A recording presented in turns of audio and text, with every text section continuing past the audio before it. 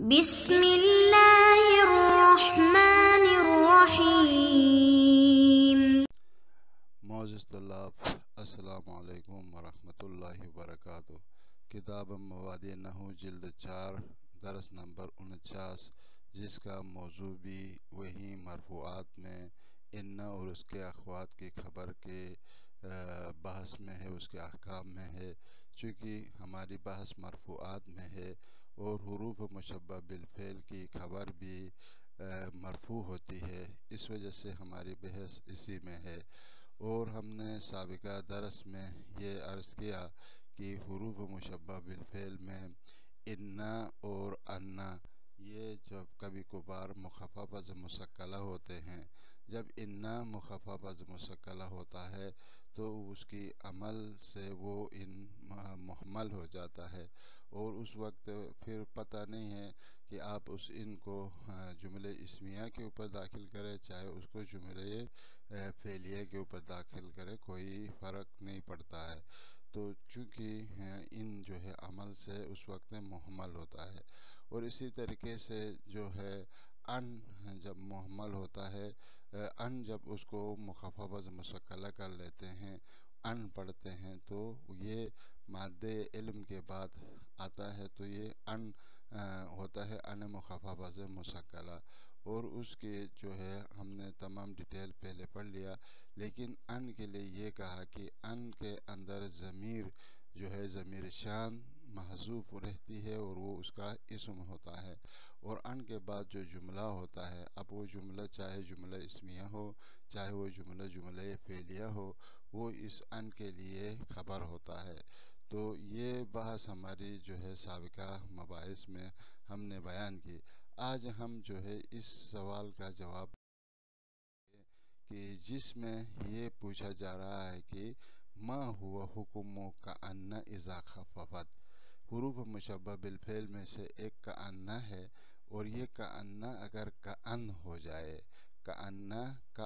یعنی یہ جب تخفیف ہو جائے، نون کا تشدید مخفف ہو جائے، تو اس وقت اس کا کیا حکم ہے۔ تو اس کے لیے بیان کیا کہ یہ کأن جب مخفف ہوتا ہے تو یہ اس کا حکم جو ہے ان مخفف کی طرح ہے۔ جس طریقے سے ان ہوتا تھا تو اس وقت اس ان کے اندر ضمیر شان اس میں محذوف ہوتی تھی، اور وہ اس کی اسم ہوتی تھی، اور بعد والا جملہ اس کے لیے خبر ہوتا تھا۔ یہ جو ہم نے ان کے لیے کہا، کہتے کہ وہی حکم جو ان کے لیے ثابت تھا، وہی حکم کأن کے لیے بھی ہے۔ جب کأن ہوتا ہے تو اس میں بھی ضمیر شان کو رکھ کر اس کو حذف کیا جاتا ہے، اور اس کے بعد جو ہے بعد والا جو جملہ ہوتا ہے، چاہے وہ جملہ اسمیہ ہو، چاہے وہ جملہ فعلیہ ہو، یہ حقیقت میں اس کے لیے خبر ہو جاتا ہے۔ اما جملہ اسمیہ کو جو بھی ہو، اما جملہ فعلیہ ہو، تو اس صورت میں دو صورتیں ہیں، یا وہ جملہ فعلیہ مثبت ہوگا، یا وہ جملہ منفی ہوگا۔ اگر وہ جملہ مثبت ہو اور فعل متصرف ہو تو پس اس وقت قد اور اس کأن اور اس فعل کے درمیان میں فاصلہ آنا چاہیے، قد کے ذریعے سے فاصلہ لانا ضروری ہے۔ اور اگر وہ جملہ نفی کے لیے ہو تو اس صورت میں لم کے ذریعے سے ان دونوں کے درمیان میں کأن اور اس فعل کے درمیان میں فاصلہ آنا یہ ضروری ہے۔ اب ان کی مثالیں جو ہے ابھی ہم بیان کریں گے۔ دیکھیں، اذا خففت کأن، جب یہ کأن کو جب مخفف ہو جائے، کأن جرت علی حکم ان المخففات، تو اس وقت اس کا حکم جو ہے ان جو کہ مخفف ہوتا ہے اس کے ہے۔ تو یہاں پر المخففات پڑھا اس لیے کہ یہ ان کی صفت ہے، ان مضاف الیہ حکم ہے، یعنی حکم میں ان۔ تو اب سوال یہ ہوتا ہے کہ جناب ان تو حرف ہے، حرف کیسے مضاف الیہ واقع ہو گیا؟ مضاف الیہ تو اسم ہوتا ہے۔ تو جواب یہ ہے کہ یہاں پر یہ ان قصد لفظ ہے، یعنی حکایت ہے وہ ان جو کہ مطلب وہاں پر ان سے ان بنا ہے، وہ لفظ کا نام ہے یہ، جب نام ہوتا ہے تو اس وقت یہ کیا ہوتا ہے، اسم کے حکم میں آتا ہے۔ یہ ان یہاں پر قصد لفظ ہے، حکایت ہے، جس کی وجہ سے یہ اسم ہے، اور اسم ہونے کی بنا پر حکم اس کی طرف مضاف ہو گیا ہو اور یہ مضاف الیہ ہوا ہے، اور اسی وجہ سے اس ان سے ہم نے المخففتی پڑھا تا ان کی یہ ان کے لیے صفت بنے۔ ان چونکہ مضاف الیہ ہونے کی وجہ سے مجرور ہے، اور صفت بھی مضاف الیہ کی وجہ سے یہاں پر مضاف الیہ کے لیے صفت ہونے کی وجہ سے یہ بھی مجرور ہے۔ فیکون اسمھا ضمیر الشانی، بس اس صورت جب یہ کا ان جب ہوتا ہے تو اس کا اسم جو ہے ضمیر شان ہوتا ہے، اس کی اسم ضمیر شان ہوتا ہے اور وہ محذوف ہوتی ہے۔ وخبرها الجملۃ التي بعدها، اور اس کی جو خبر ہے یعنی اس ضمیر کا ان کی جو خبر ہے وہ جملہ ہوتا ہے جو اس کان کے بعد واقع ہوتا ہے، جو کان کے بعد جو جملہ واقع ہوتا ہے وہ اس کا خبر ہو جاتا ہے۔ فَإِذَا دَخَلَتْ عَلَى فِعْلٍ، اب یہ جناب فرق نہیں ہے کہ وہ جملہ جو ہے وہ جملے اسمیہ ہو یا وہ جملے فعلیہ ہو، اما اگر فعلیہ ہو اور وہ فعل بھی فعل متصرف ہو، فَإِذَا دَخَلَتْ عَلَى فِعْلٍ مُتَصَرِّفٍ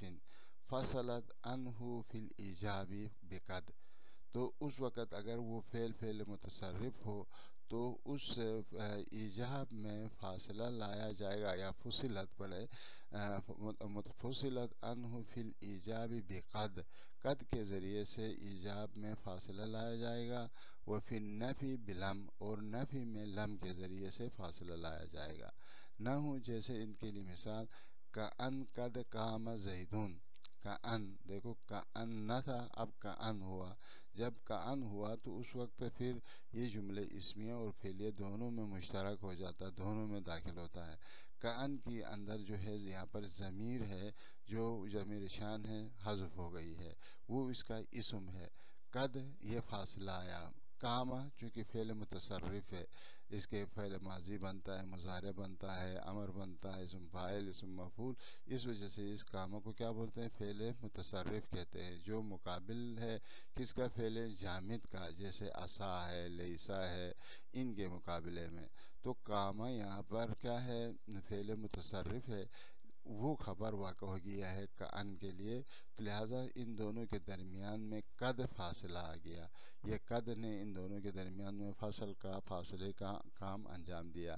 تو قام زیدون میں قام فعل ہے، زیدون قام کے لیے فاعل ہے، تو یہ فعل و فاعل کأن کے لیے کیا بنا، یہاں پر خبر بن گیا۔ کأن کا اسم کیا ہے، کأن کا اسم ضمیر شان ہے جو یہاں پر محذوف ہے۔ اور اسی طریقے سے وَكَأَن لَّمْ يَكُنْ أَمْرٌ، اس مثال میں دیکھو یہ بات والا جملے منفی ہے، لم یکم امرن، یہ منفی میں جو فاصلہ آیا وہ لم ہے، لم جو ہے کأن اور اس کے فعل جو کہ خبر ہے اس کے درمیان میں لم فاصلہ آیا ہے۔ وَكَأَن لم یکم امرن، اس کی ترکیب کیا ہوگی، کأن جو ہے مخفف مسکلہ، اس کی اسم جو ہے ضمیر شان ہے محذوف ہے، اور لم یکم امرن فعل ہے، اور امرن یکم کے لیے فاعل ہے، اور یہ فعل منفی ہے، اور یہ فعل منفی یہاں پر خبر واقع ہو گیا کس کے لیے، کأن کے لیے۔ تو یہ اس میں اس کی بحث ہو گئی۔ اب دوسری بحث یہ ہے کہ ما ہوا حکم لکن اذا خففت،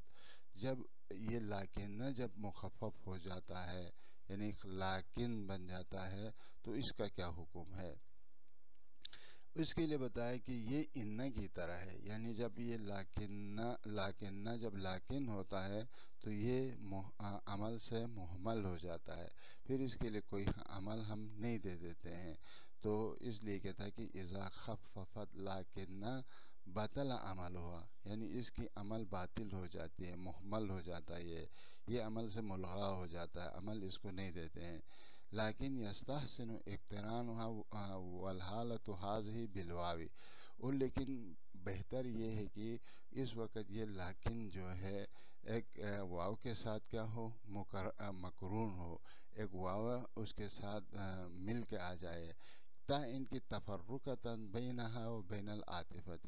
تا ان کی یہ واو جو ہے بیان کرے کہ یہ لیکن جو ہے लाकिन न से लाकिन बड़ा है, ये मुखफ़फ़ मुसक्कला है। न लाकिन जो कि हर्फ अतुफ़ है, यानी हर्फ अतुफ़ वाला ये लाकिन नहीं है, बल्कि लाकिन न से ये मुखफ़्फ़फ़ मुसक्कला हुआ है। तो इस बात की रोशनाई के लिए हम एक वाव को इसके साथ लगा देते हैं, जो अतुफ़ करने वाला हो वाव है, और लाकिन जो है यहाँ पर मुखफ़्फ़फ़ मुसक्कला है। तो जैसे इसके लिए मिसाल देता है, नहु नजल मुसाफिरून वलाकिन सिद्दीक़ु का घर का।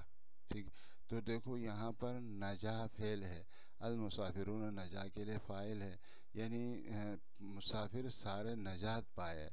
वलाकिन सिद्दीक़ु का घर का, लेकिन तुम्हारा दोस्त जो है वो गरक हो गया। तो यहाँ पर वलाकिन पहले जब नजल मुसाफिरून कहा तो ये लाकिन न के लिए हमने कहा था ना कि इस्तदराक के लिए आता है, यानी कलाम साबिक के अंदर जो एक तवहुम पैदा हो जाती थी, उस तवहुम को दूर करने के लिए ये लाकिन लाया जाता है, और वो उसके माक़बल जुमले के अंदर तवहुम को बरतरफ करता है। तो अब ने कहा कि तमाम मुसाफिर नजात पाए, कश्ती गर्क हो गई लेकिन तमाम मुसाफिर ने नजात पाया। तो अब सामने कोई शख्स है, उसका एक दोस्त भी उस कश्ती में था, उसके जहन में ये बात आ गई कि शायद उसका दोस्त भी इन्हीं मुसाफिरों में से है जो बच गए हैं। लेकिन आपने लाकिन के ज़रिए से उस तवहुम को बरतरफ करते हुए कहा कि लेकिन तुम्हारा दोस्त क्या हो गया, घर का, वो गर्क हो गया है, वो जो है उन गर्क होने वालों में है, यानी वो गर्क हो चुका है। तो ये आपने कहा। तो अब यहाँ पर लाकिन हर्फ क्या है, लाकिन मुखफ़्फ़फ़ मुसक्कला है, और सद्दीक़ु का ये मुब्तदा है, घर का उस सद्दीक़ु का के लिए खबर है। ठीक, तो ये बात यहाँ पर ख़त्म। अब अगले जो है स्लाइड में हम इस बहस के ऊपर हम बहस करेंगे कि जब किस मौके पर, किस जगह पर, मतलब ये हमज़े इन्ना को फ़तहा देकर पढ़ते हैं और किस जगह में उसको कसरत देकर पढ़ते हैं, यानी इन्ना कब पढ़ते हैं और अन्ना कब पढ़ा जाता है, इसकी कोई डिटेल हमें, कोई कुल्ली बात आप बता दें। ठीक है, मता तुफ़्तहु हमज़तु इन्ना, कब इन्ना के हमज़ा को फ़तहा पढ़ा जाएगा, व मता तुकसरु, और कब उसको कसरा पढ़ा जाएगा, कब इन्ना पढ़ें और कब अन्ना पढ़ें, इसकी सवाल है। तो फरमाया कि जब इन्ना अन्ना वहाँ पढ़ेंगे फतहा देकर, जब ये अन्ना अपने माँ बाप जो सिला है उसके साथ वो तावील में मस्दर हो जाए, और जो है मस्दर बनना सही हो वहाँ पर, यानी वहाँ पर वो मस्दर बनाना सही हो जिस जगह में, उस जगह में जो है आप उस अन को फतहा देकर अन्ना पढ़ेंगे। अम्मा अगर जहाँ पर उसको तावील व मस्दर करना सही ना हो, बल्कि जुमला रखना सही हो, तो ऐसे जगह में हम उसको कसरा देकर इन्ना पढ़ेंगे। यानी ये जो है दो एतबार से इसी तरह से है कि भाई यहाँ पर आप तावील व मस्दर करना आपके लिए जायज़ है या नहीं है। अगर तावील व मस्दर सही है तो बस उसको अन्ना पढ़ेंगे, अगर तावील व मस्दर करना सही ना हो तो उधर इन्ना पढ़ेंगे। तो ये कहता है कि तुफ़्तहु हमज़तु इन्ना, इन्ना के हमज़ा को फ़तहा के साथ पढ़ेंगे, अन्ना पढ़ेंगे। कब, इज़ा सहा अन यसद्दल मस्दर मसद्दहा, जब उस के जगह में, इस अन और उसके सिले के जगह में मस्दर उसकी जगह में आ सकता हो, मस्दर उसकी जगह में सद करता हो, उसकी जगह में आ सकता हो, तो उस सूरत में उसको आप अन्ना पढ़ेंगे। व तुकसरु, और उसको कसरा पढ़ेंगे, यानी इस अन्ना को आप इन्ना पढ़ेंगे। व तुकसरु है सुला यसिहु ज़ालिका, जहाँ पर अगर उसको तावील में मस्दर करना मुमकिन न हो, सही न हो, तो ऐसे जगह में आप इन्ना पढ़ेंगे। यानी मतलब अगर कलाम के शुरू में आ जाए तो हम उसको क्या पढ़ेंगे, इन्ना पढ़ेंगे, क्योंकि अगर उसको शुरू में पढ़ेंगे अन्ना तो उसको तावील मस्दर करके क्या करेंगे, मुफरद बन जाएगा, और मुफरद से तो कोई कलाम नहीं बनता है। तो लिहाजा कहते हैं कि जब तावील में मस्दर करना सही न हो वहाँ पर कसरा पढ़ा जाएगा। और अलबत्ता جہاں پر یہ دونوں اعتبار جائز ہوں، ان بھی جائز ہو اور ان بھی جائز ہو، وہاں کیا کریں؟ تو کہتے ہیں وہاں پر آپ کے لیے جائز ہے، آپ فتح سے پڑھیں تب بھی جائز ہے، اور کثرت سے پڑھے تب بھی جائز ہے۔ تو فرماتے ہیں کہ وَيَجُوزُ الْفَتْحُ وَالْكَسْرُ، اس کو فتح کے ساتھ پڑھنا بھی جائز ہے اور کسر کے ساتھ بھی پڑھنا جائز ہے، اذا صح الاعتباران، جب یہ دونوں اعتبار صحیح ہوں، یعنی ان تعویل میں مصدر کرنا بھی صحیح ہو اور نہ کرنا بھی صحیح ہو۔ اگر تعویل مصدر نہیں کریں گے، جملہ بنائیں گے تب بھی صحیح ہے، اور اس کو تعویل مصدر کریں گے تب بھی صحیح ہے، کوئی اس میں فرق نہیں ہے۔ تو ایسے مورد میں اس ان کو ان بھی پڑھنا جائز ہے اور ان بھی پڑھنا، دونوں طرح سے پڑھنا جائز ہے۔ تو ایک فائدہ یہاں پر بیان کرتے ہیں، اس فائدے کے اندر یہ بیان کرتے ہیں کہ اس قاعدے کے لیے نحات نے کہاں پر فتح پڑھنا ہے، کہاں پر کسر پڑھنا ہے، کہاں پر جائز الوجہین ہے، ان کے لیے باقاعدہ سے تفصیل بیان کی ہے۔ تو کہتا ہے الی ھذہ القاعدہ، اس قاعدے کے لیے مرجع کل ما ذکرہ النحات فی باب فتحۃ حمزۃ ان و کاسرہا، ان کے لیے جو ہے مرجع جو ہے یہ جیسے کہ نحات نے اس کو ذکر کیا ہے، ہم فتح کے حمزہ کو فتح پڑھنے کے باب میں اور حمزہ کو کسرہ پڑھنے کے باب میں باقاعدہ نحویین نے اس کے مباحث کو باقاعدہ تفصیل کے ساتھ اس چیز کو بیان کیا ہے، آپ وہاں پر رجوع کر سکتے ہیں۔ تو اسی کے ساتھ جو ہے آج کے درس جو ہے ہمارا یہاں پر اختتام پذیر ہوا، اور انشاءاللہ آئندہ پھر ایک درس کے ساتھ آپ کی خدمت میں حاضر ہوں گے۔ اس وقت تک خدا حافظ، والسلام علیکم ورحمۃ اللہ وبرکاتہ۔